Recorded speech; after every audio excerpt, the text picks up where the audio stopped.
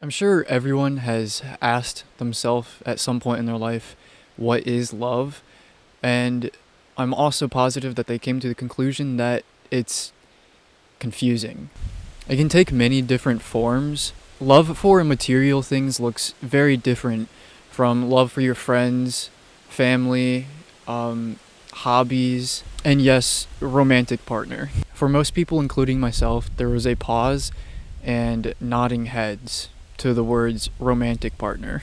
More specifically, the modern romantic partner. And this is what I want to focus on the most in this video because I think it's the hardest to define and the most important. But if you're not just struggling with romantic love, I'm going to be discussing a lot of other ideas of love that will still be helpful. What I'm going to do is go through a bunch of different definitions of love throughout history, from philosophy, writing, religion, all of that kind of stuff, and hopefully try to get an idea of where it's going, but most importantly, what it means right now. The goal of this video is to try to use these philosophies and ideas and kind of stitch them together to make our own modern view of love. And this idea of love may be very specific to me, but as you watch this video, try to pick out things that you agree or disagree on, and by the end of this, you can just combine them all together, and hopefully there's something that is useful in that.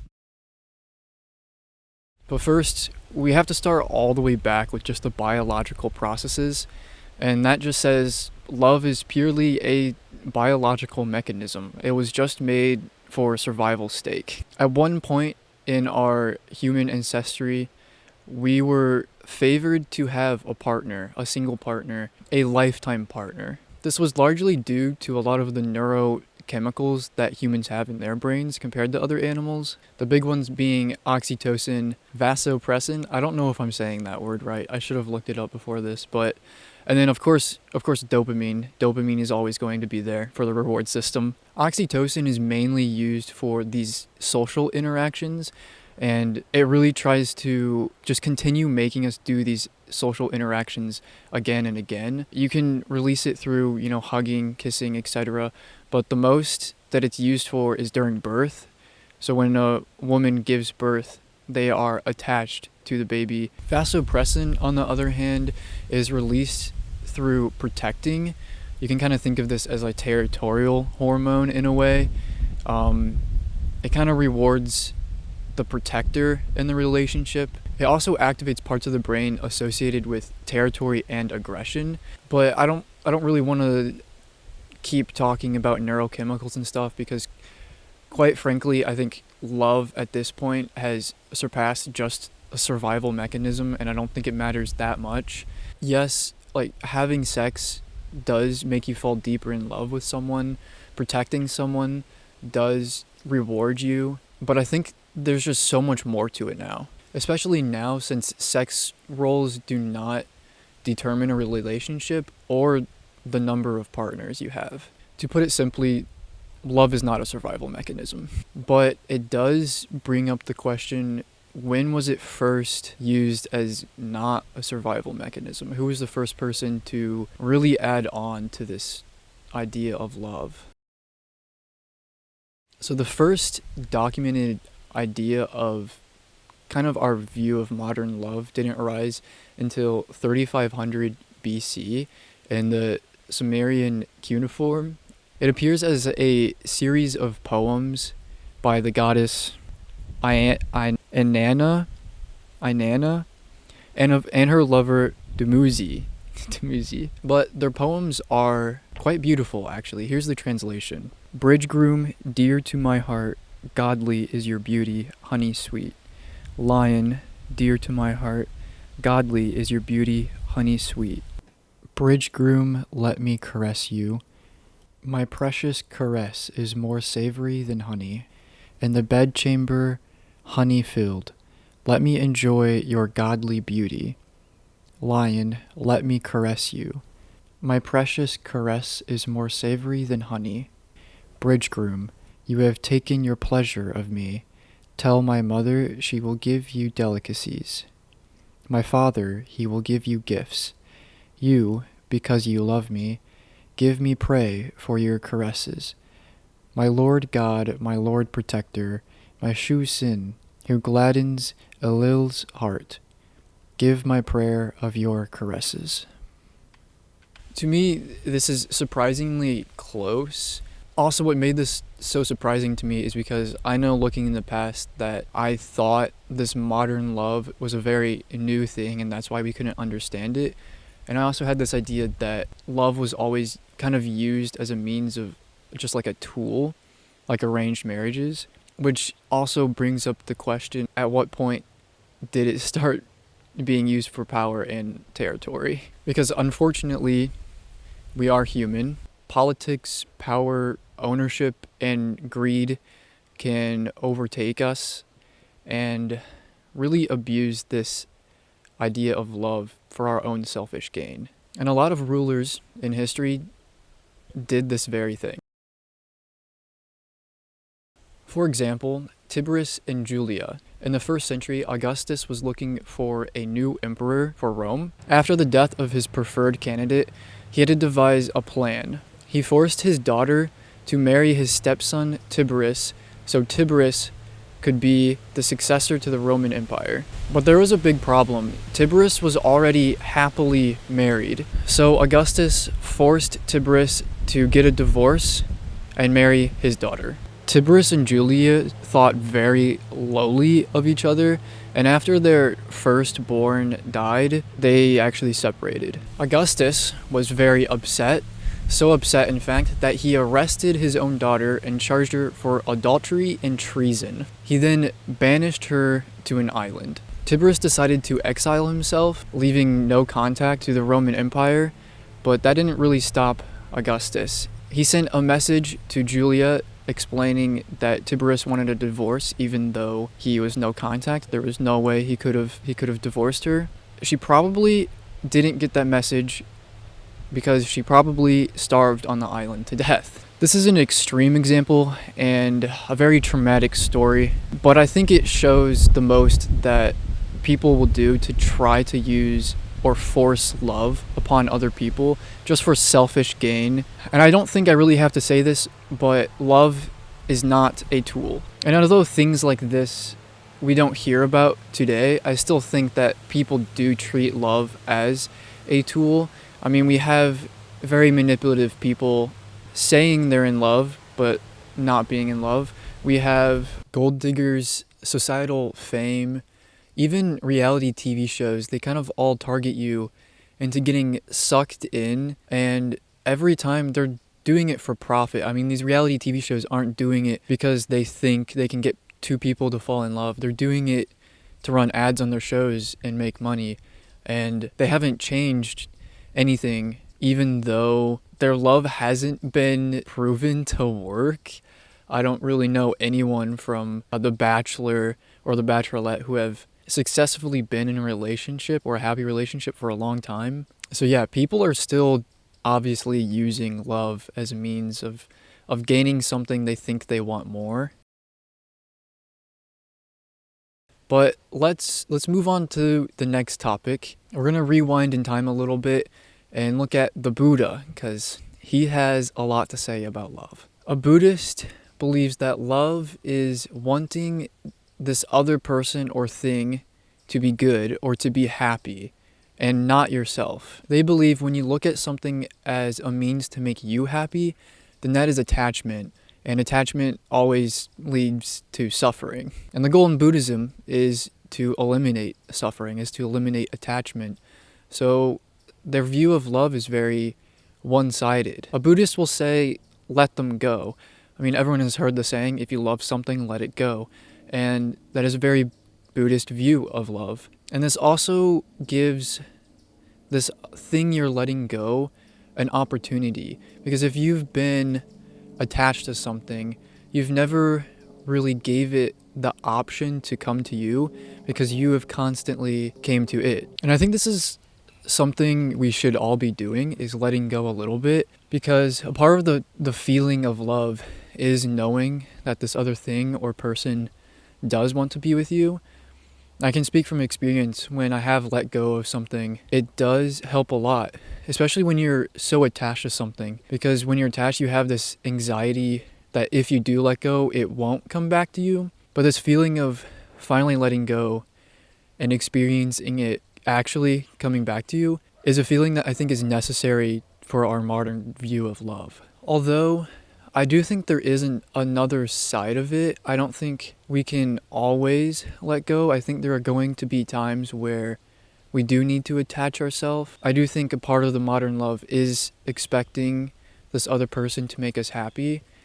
I don't think that's everything. Yeah, we can't expect our happiness to come just from one thing or person, but I think it's fair to at least expect a little bit of happiness, especially in our modern view of love. Basically, what I'm trying to say is sometimes we have to speak up for what we want. Another part of attachment is that when you do have two people who are attached to each other, I think that is a really good feeling. I don't think that really leads to suffering as much as being attached to something that has a lot of uncertainty in it, a lot of doubt. Because I think there are instances where you can attach yourself to something and have no doubt about losing it. Overall, I think what we can take away from this is that love is letting something go and allowing it to return to you.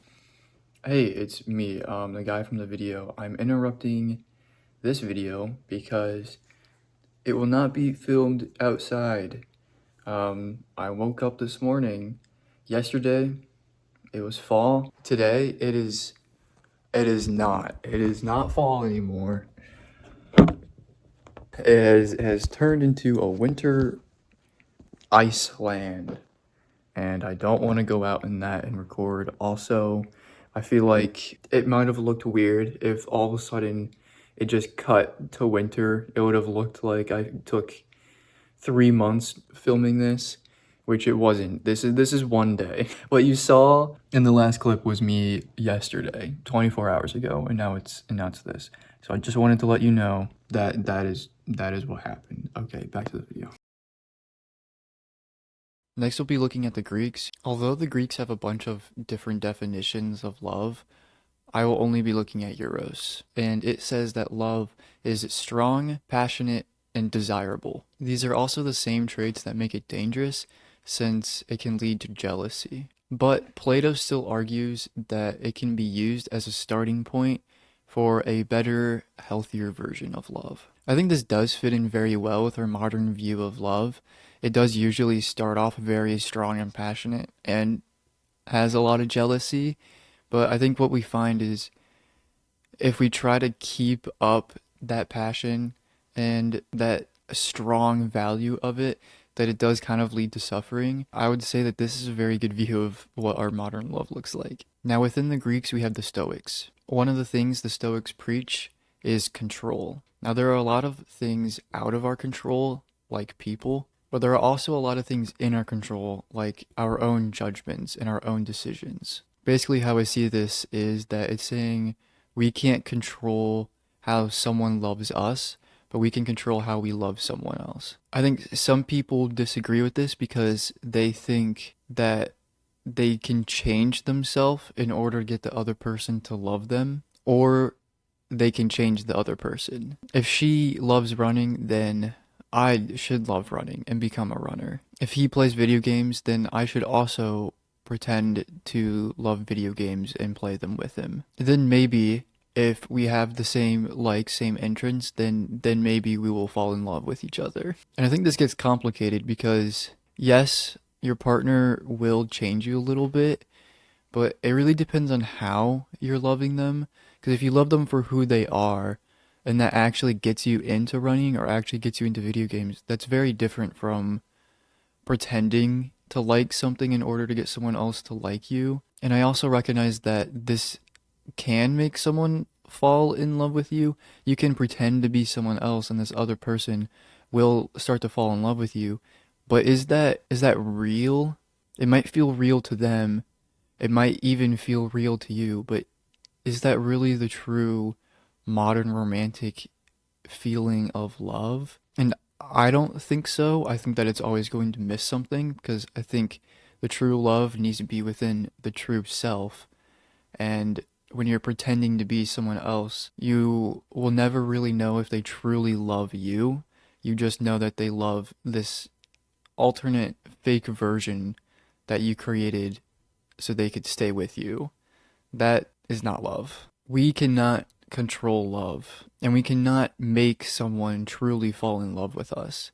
Love is uncontrollable. Something else the Greeks preach is virtue, or wisdom, courage, justice, and temperance. And everything that is not aligned with those things is considered evil. However, they acknowledge that some evil stuff is far worse than other evil stuff.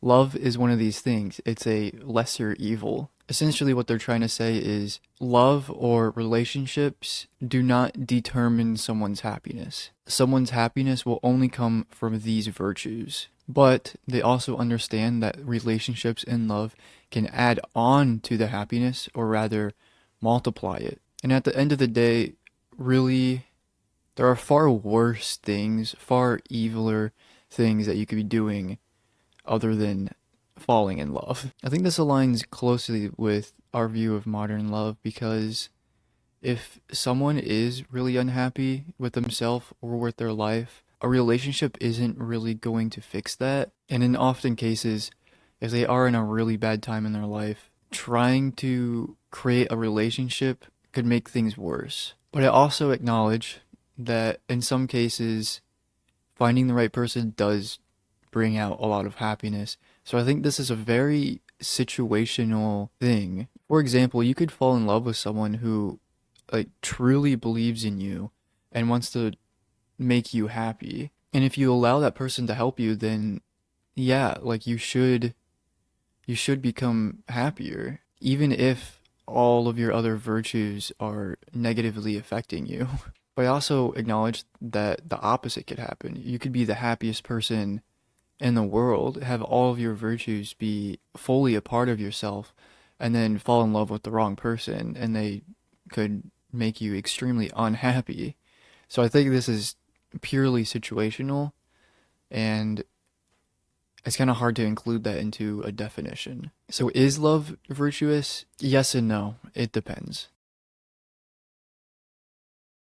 Now, the Christians had a different view of virtue. They had a word, agape, or selfless sacrifice, an unconditional commitment to the well-being of some other person or idea. We can see this a lot in the Bible, where someone selflessly sacrifices themselves for the greater cause of humanity or God. I think I disagree with this aligning itself with modern love, because I don't think it needs to be a sacrifice. In fact, I think it's quite the opposite. At times it can feel like a sacrifice because most people think that they have to give up a part of themselves, or they have to make the leap in order to fall in love. But I don't think that's necessarily true, or is what sacrifice means to me. I think a better word to describe those things is risk.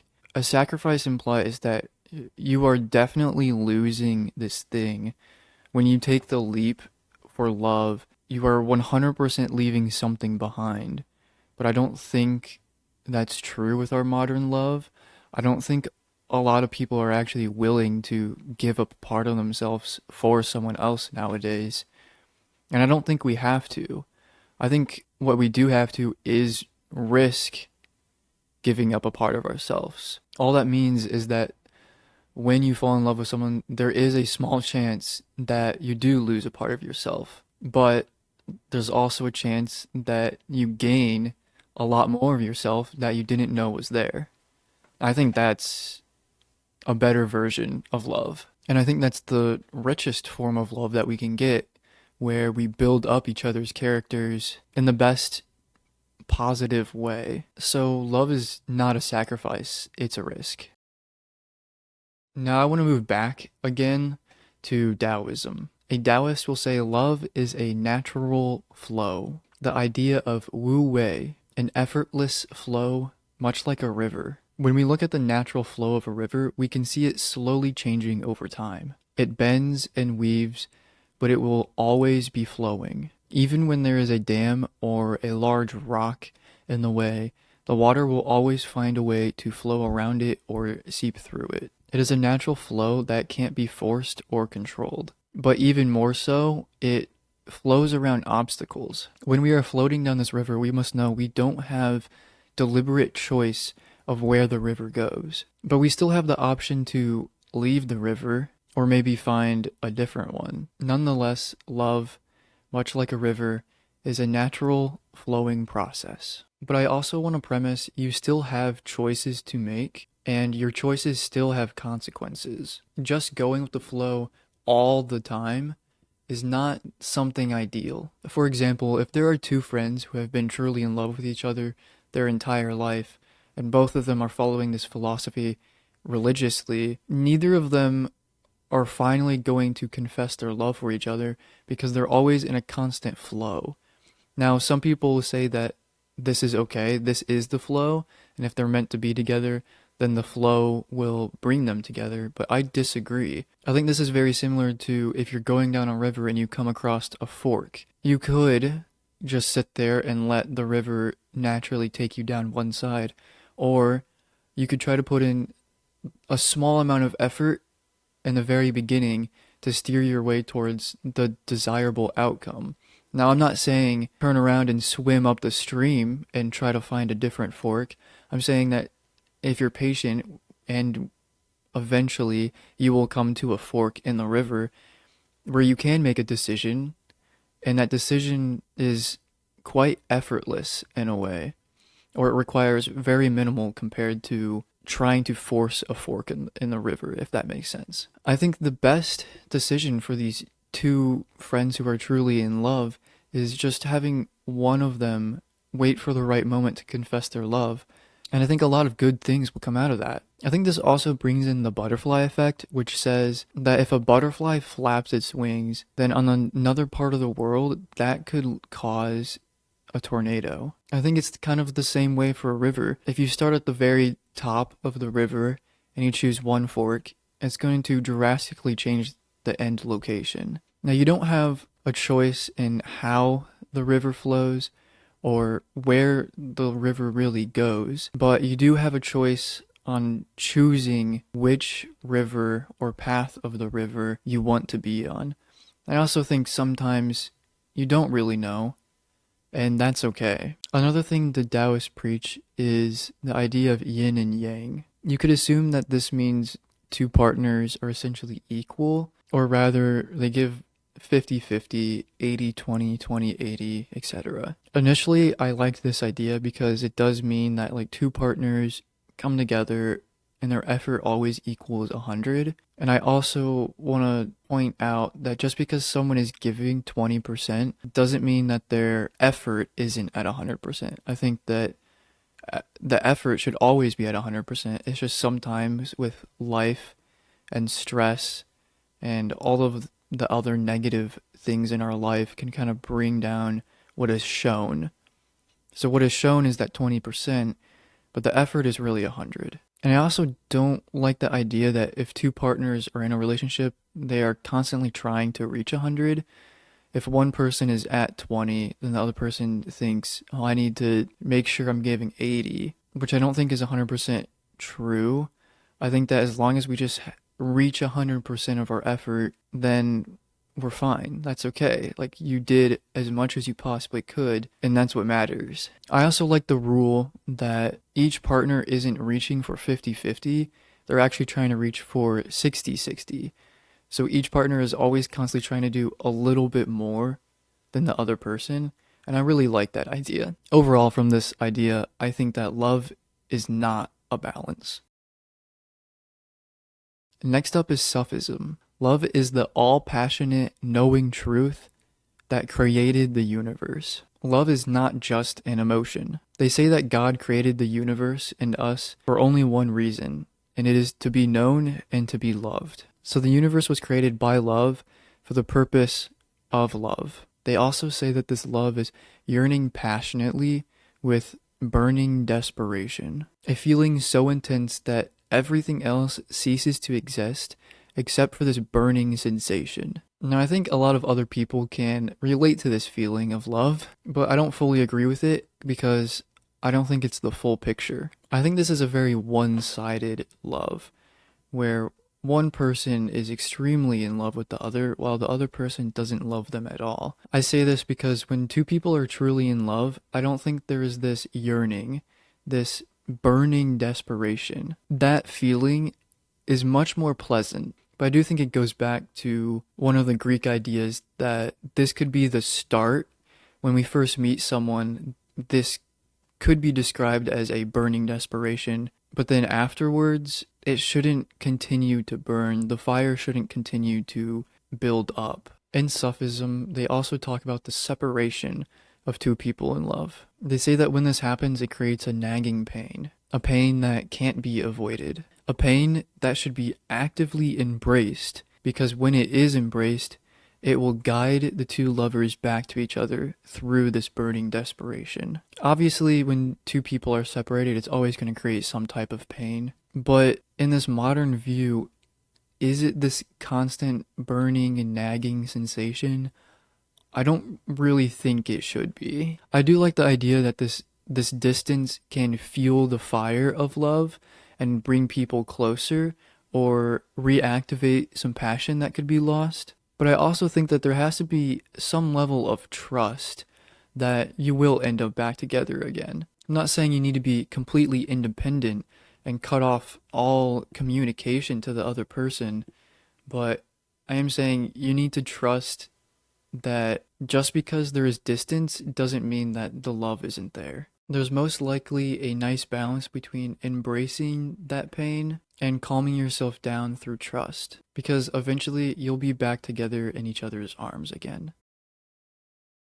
Now, here's a more complicated idea: the mirror. You do not fall in love with the mirror, but rather what is reflected by it. The light from a true lover hits the mirror and is reflected into your eyes. But you can't just fall in love with this light that is being reflected off the mirror or the mirror itself, because it is only showing you what's on the surface.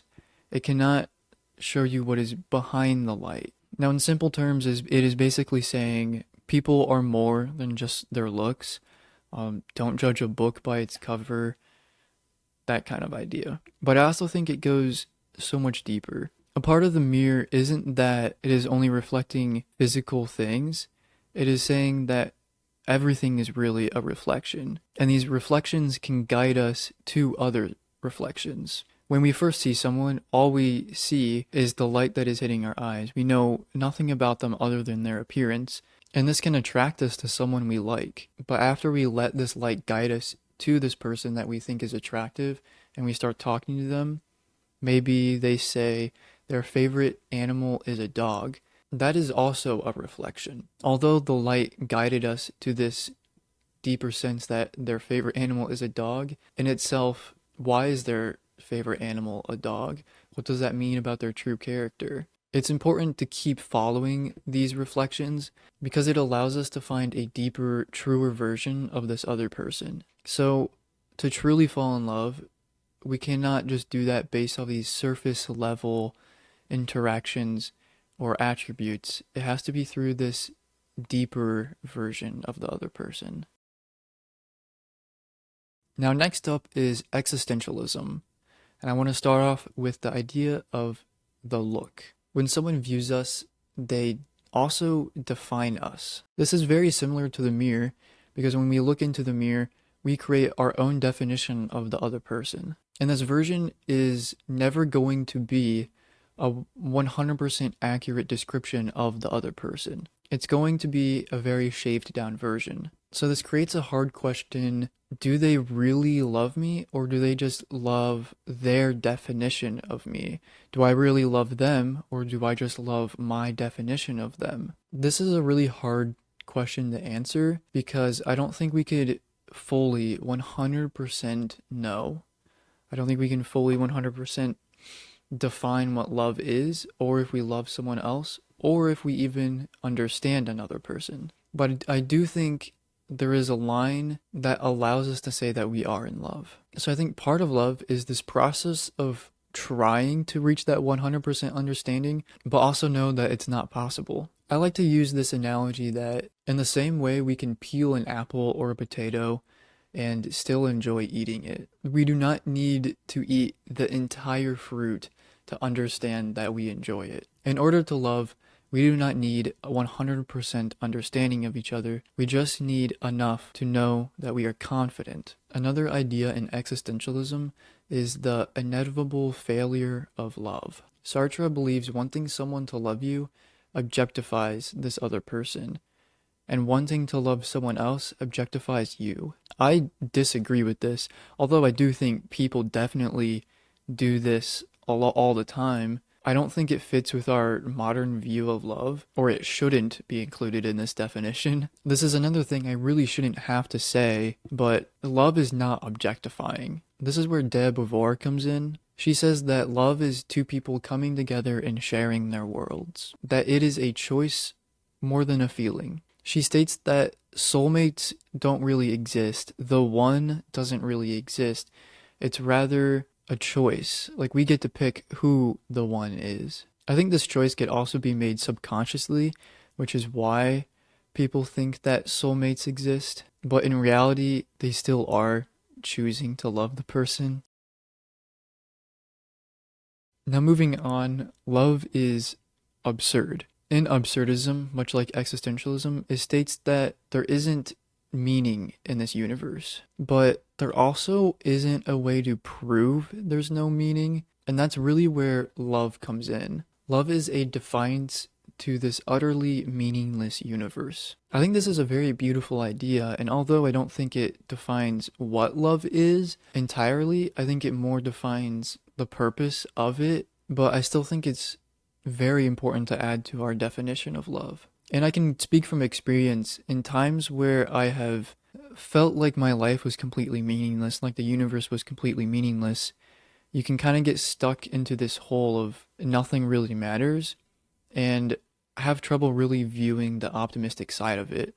So, love can be this form of motivation, this form to kind of get you out of this meaningless hole. Love is used as a fire that burns down the logic of the universe. Something else discussed in absurdism is love without hope. Love is not something to just be obtained, but rather something to be experienced in the moment, each one fleeting into the next. I think this is really good because it always allows you to accept the amount of love you have in this moment, and it also eliminates this suffering that stems from a desire to want more love, or this greed to want more love. Much like Sisyphus, love is like pushing this boulder up a hill your entire life, only for it to continually roll back down. One must imagine Sisyphus in love with this boulder. We might think that the goal is to make the boulder sit on top of this hill and reach our destination,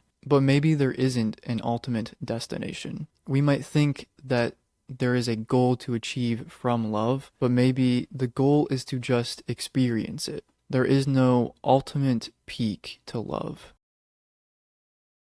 Now, there also is this idea that love isn't that deep. Yes, it can give us an extreme amount of meaning in our life, but it's not the only thing that can give us meaning. This might seem silly, but it can make love more authentic. To still pursue something we don't absolutely need can make it feel better. At the end of the day, a world with absolutely no love will still exist. Will it be a good world?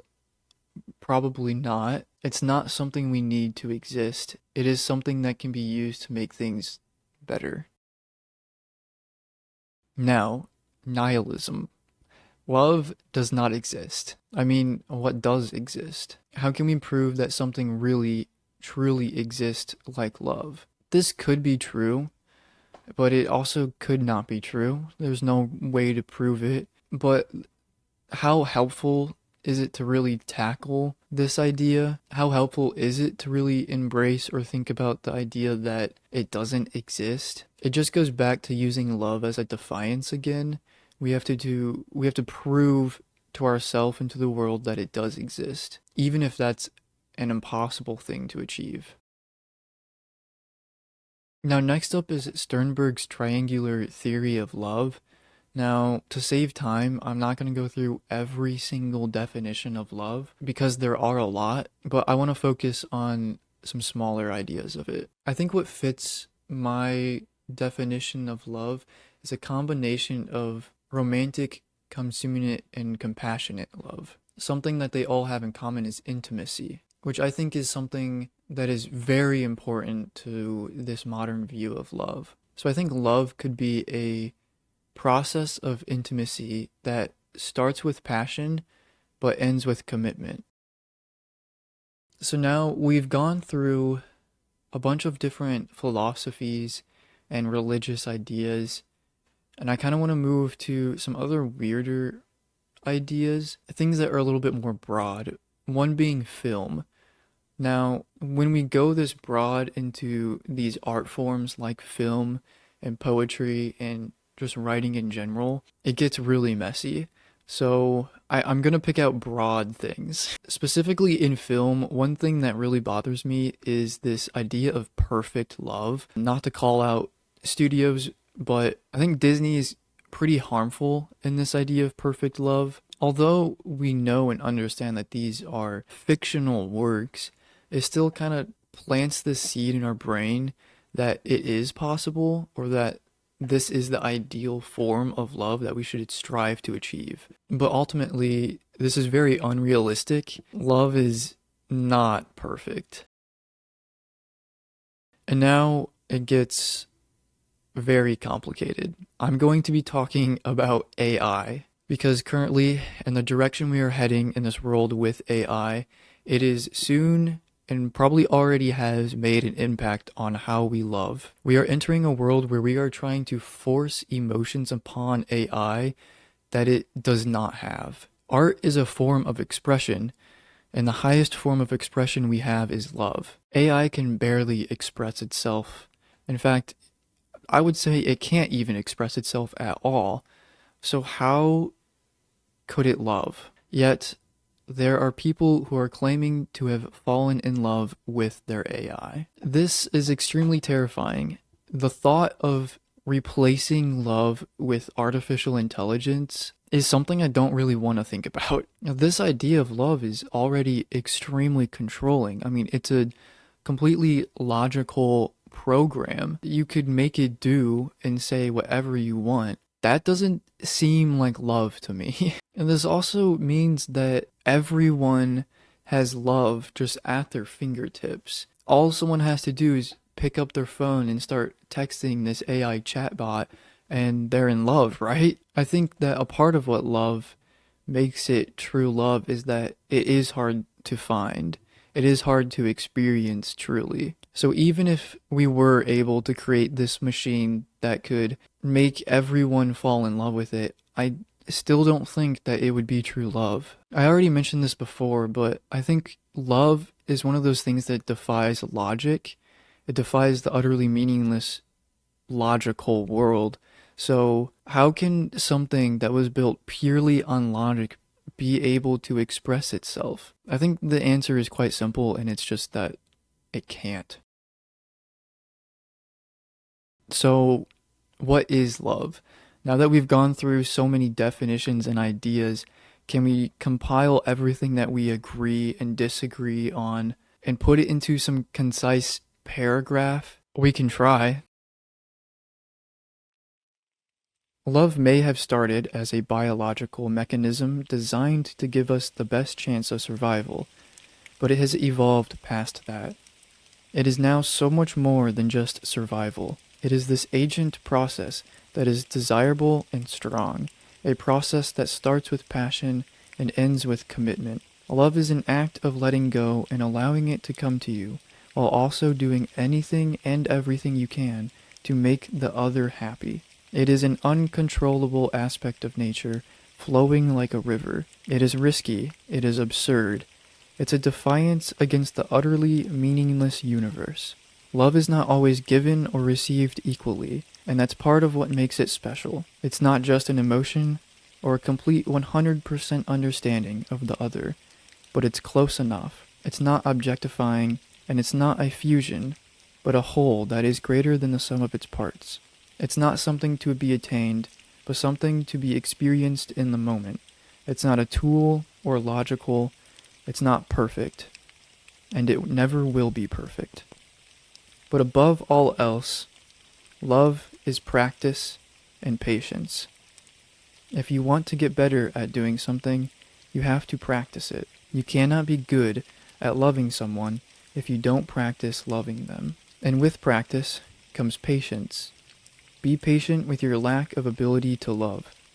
You must practice letting go. Practice making others happy. Practice taking risk and expressing yourself. And when you fail at any of these things, understand that failure is inevitable. The only way to get through that failure is to be patient with yourself. And funny enough, the easiest way to be patient with yourself is to love yourself.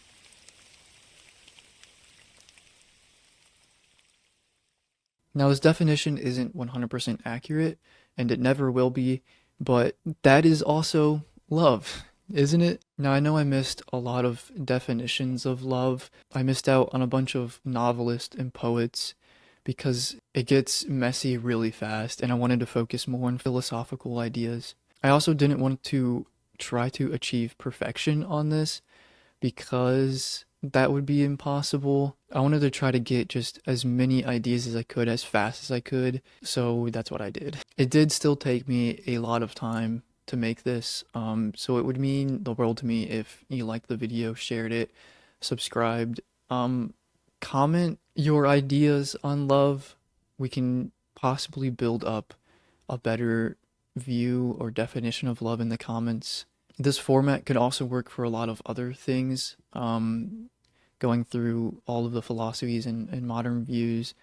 Depression, anxiety, enlightenment would be a good one. I think there are a lot of things that we need to redefine in this modern world before moving forward, especially with AI coming up. Yeah, I think that's all. Thanks for watching.